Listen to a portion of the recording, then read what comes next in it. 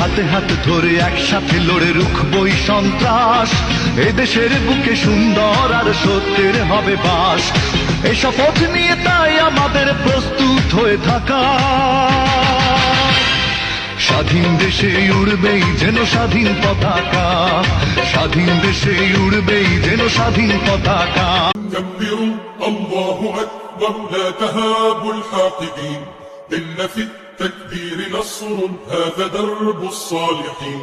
كبروا الله أكبر لا تهابوا الحاقدين، إن في التكبير نصر هذا درب الصالحين.